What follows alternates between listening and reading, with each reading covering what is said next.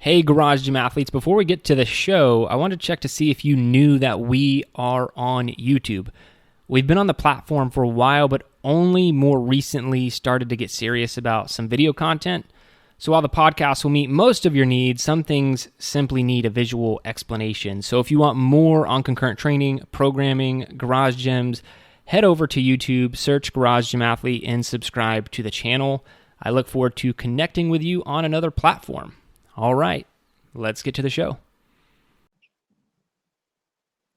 What's going on, ladies and gentlemen? Welcome to the Garage Gym Athlete Podcast. We're back with another interview, but today I'm joined on the team with Trampus. What's up, Trampus? Hey, what's going on? And Richie Boardman. I forgot to ask before the podcast. But I'm pretty sure that's a pretty straightforward name, right? That is correct. I've heard it said a lot of other ways, but that is correct. Is it Richie? Richie? Well, Yeah. no, it's normally the last name. They messed that up somehow, but no, you said it. That was perfect. Thank you. Fantastic. All right, so we bring back the athlete interview. So pretty much going to be a conversation with our athletes we like to bring on, see a little bit of the background and training, because everybody with the garage gym and training from home is completely different. They have different setups, different reasons why they started. So I'm going to kick it off first, hand it right off to you. So tell us who you are, what you do, how you train, and a little bit about your gym setup. Okay, well, I am a speech pathologist. I lived here in a little town called Ozark, Arkansas. Population is about 3,200, and there's really not a lot of gyms to go to. There is one in town, but I've been doing stuff out of my garage for so long. I'm just used to it, and it's hard for me to go into a gym again. And so I'm a father of four. I've got two older ones and two younger ones. Married to my wife Sarah, and we just live here, and that's about it. So how long have you been training in your garage? Actually, I've been training in my garage since about 2015. We were in another town, and we had a functional fitness. It wasn't a CrossFit affiliate. It was more of a functional fitness gym that was about a block from the house, and it was great. We could walk back and forth to it. Well, anyway, when that shut down, our nearest option then would have been about 30 minutes away. And so I just said, forget it. We're going to go. I'm going to go and buy some gym equipment. So I went out and bought a couple of barbells, a rower, a couple of kettlebells, and some wall balls and some other stuff. And I just figured I'd get my money back on that in the time of a year anyway, if I was paying dues somewhere. So, that was, of course, pre-COVID too. So everything wasn't nearly as expensive as it was now. So that's when I started, about 2015, and I haven't looked back. So did you invest in all that like right away, or was it just like a very small piecemeal, like one thing here, a couple months later, one thing there? No, I just bought it all at once. Now let me go back. I apologize. I my first piece of equipment I bought from Champ Sports in about 1994. And I've actually still got all that equipment too. I got 300 pounds and a barbell for $300 from Champ Sports in about 1994. So I've had that, and would work out in my garage, and then if a gym was close enough, I would join that. But so I guess I've been doing it almost 30 years now, off and on anyway. Trampus, what was your very first piece of equipment? So I remember growing up when I was like 15, 16, I asked for a like waiter. Well, I didn't ask for a waiter. We were in Walmart, maybe. What I think it was, and we got a cheap like bench press and little weight set. It was full metal weights. It wasn't the cement filled ones, but it was like a 90-pound weight set with a bench, and it had flies on it. But then when I grew up, my first was the Dick Sports like 300-pound set with the Olympic bar and steel weights. But yeah, that was what I did. That's what we did first. Yeah, the Dick's irons. I got my change plates from Dick's. That was great. Yeah. My very first thing was a kettlebell, and I still have it because I had already been working out and doing stuff for a long time. So this was like far into my fitness journey when I was like, okay, I'm ready to commit. I already know a little bit, but yeah, kettlebell was my very first thing. I did have some concrete weights at one time. I did Oh have some of wow, those. Yeah, they break up and all that stuff on the inside. So still heavy. yeah, Yeah. wow. That's I don't really hear that too much. I know. I think growing up, my dad had some of those that were they were probably like this big, but they're only like 10 pounds because it's concrete. Yeah, guess I do remember having those in my garage, but to me, fitness wasn't a thing until I was like in my 20s, outside of like playing things on the field. So what are some of your training goals right now? What are you working towards? Anything? Well, I'm right dead in the middle of the 300 challenge, and I'm also number 51 of 52 on the Murph challenge. Oh wow, Nice. we are Yeah, coming around the end. Perfect yeah. timing. I may knock that out right after we're done just to get it over with. But on the other hand, I was wanting to kind of do it um, uh, Lance Armstrong style, where I could have some champagne while I was finishing up. Y'all remember when he did that on the Tour de France, and he was. So I don't know. I don't know if I'm gonna do that or not. But I yeah, mean, hey, it's your I don't. challenge. I'd be all for it. Yeah, yeah. I don't know. I might do that just to be funny, I guess. But thought about doing that. So those are the two That's awesome. things that I've done that I'm still doing this year.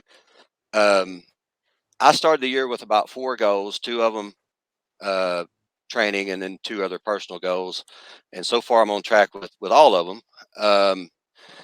And then April or May, I did a what they call a Festivus. It's like a CrossFit for people that aren't quite all that great in shape, and I did Mhm. that, and I won it. I actually won it, and so that was kind of cool too. And it was for, of course, it was in the old man division, but that's all right. I still won it, so that was a cool thing. Those things are still never easy. So tell me about the Murph and how come you decided to do that, and how the year has been, how you've just gone about attacking it. Well, I'm gonna go back about this time last year, I think, or maybe a little later. I joined that concurrent coaching group, Hmm. and I thought I was, exercising pretty good. And then you get in there with some of those people, and you watch their routines and what they do, and you're talking Sarah Trunke, and I think Kyle was the coach, and you had Amy and Stephanie Thornton in there. And man, those are some bad people, man. I'm telling you, those people really get after it. And so I don't remember who it was. One of them started the Green Dot Challenge, and I thought, okay, I didn't even know how to get a green dot at this point. I didn't know that you had to do like block zero and all that. And I'm like, all I got's orange. I've been doing all these workouts, and all I can get is orange. But anyway, so that kind of started me in that. And one of the things in the concurrent thing was you had to set a mini goal per week, and you had to do some reading and a couple of things. Those are two things I remember. And I started reading some books or listening to. I do a lot of audiobooks. Yeah. And I'm not trying to suck up here or anything, but one of them was Jerred's book, and it talked about setting goals. And so I wrote down some goals that I wanted to do, and told some friends, hey, I'm going to do this next year. This is what I'm going to do. And that's when we started talking about 300 challenge, and then I saw the Murph challenge. I said, all right, I'm doing those two things. I'm going to do those, and I'm going to complete them. And so that's how that came about. I was looking for something. Life was happening to me at the time, and I wanted to do something and take more control of life and kind of take it by the horns, and that's what I did. That's awesome, man. And how has it been going through the year completing them? Like, how have you changed them up much? Then your recovery on top of, because you're still doing the programming and the Murph challenge. So how's that been balancing and it's just your attack that way?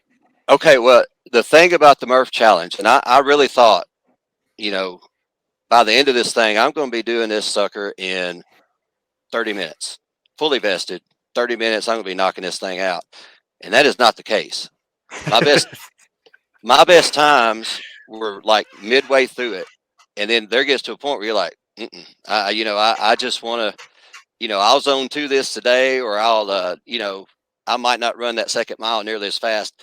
But so all that is to say is I'm not nearly as fast as I want to be all the time. But I do finish it every time. And then, I know I'm finishing early, but if I'm on vacation somewhere, that's like the perfect workout to do. You don't, if you have to sub, sometimes I'll sub kettlebell swings for the pull-ups, but otherwise you can do everything else. And so that's why I knocked out about 4 or 5 in 1 week when I was on vacation, just because there wasn't anything else to do. So that's why I'm kind of early. It is incredibly hard to find a pull-up bar sometimes. Yeah, like you would think that would be an easier thing to find, but that is not always the case. Or if you're in a good like a hotel gym, like I was over Labor Day weekend, my kids are over there on the little. It was one of those pull-up bar with the flies and the tricep extension cables, and they're over there messing with it. And I'm like, get off the thing, let me go over there. Get out of my way. Yeah, get out of my way. And they don't listen, so I don't know why. No. So, but yeah, it is hard to find a pull-up bar. You're right about that. Yeah. Well, I mean, for your time wise, like you said, you're in Arkansas. I'm sure you're dealing with heat and humidity. So I'm like, probably the halfway point is the end of the good weather. So maybe in another month you'll be hitting good weather again. So maybe that could also be why. Oh yeah, You got a lot of humidity there. I think I've done it in. I know it was 107 one day, and the humidity is about 95% here, and it just beats on you. I mean, that was probably one of my slowest days for sure. Is an Arkansas winter Murph worse or better than an Arkansas summer Murph? Oh, by far the winter Murph so much better. Yeah. There were only a few times where I'd have to wear either gloves or a toboggan, but for the most part, I could just wear a light jacket and I normally had to wear gloves. My hands get cold, but otherwise, it wasn't too bad. There's only about a week here in Arkansas where it's really cold. And the rest of it's, right around 30s, something like that. Not too bad. It's never really cold in South Carolina, but I like to give actual cold weather people a hard time, though. It's fun. Hey, now you want Evan Jackson is a warrior, man. That guy is snow Murphs all the time. He's out there ridiculous, and in his silkies, man. He's just like nothing bothers him. I don't know. It's just crazy. Yeah, he is a special breed human, and we have to get him back on. He was on a year or two ago when we were doing the interviews. So how do you like training in your garage? I love it. I don't think I could go back into like a global gym or anything like that. I just can't. I can't envision that happening. So I love coming out here. It's kind of my downtime. It is hot out here. I'll say that. Right now it's pretty nice here in Arkansas, but during the middle of summer it's hot. But otherwise it's not too bad. I can.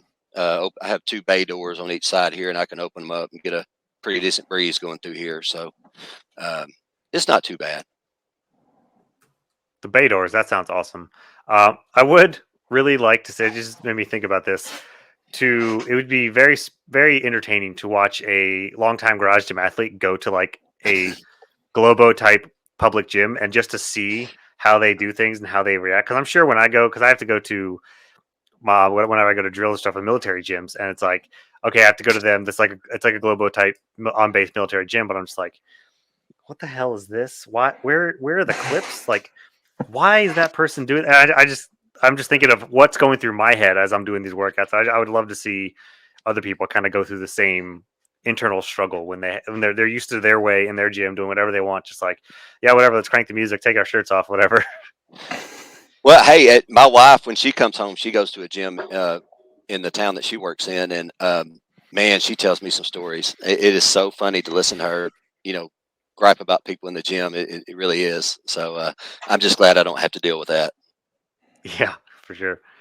All right, well, let's. Cambridge, you got anything to ask? Or I don't have anything.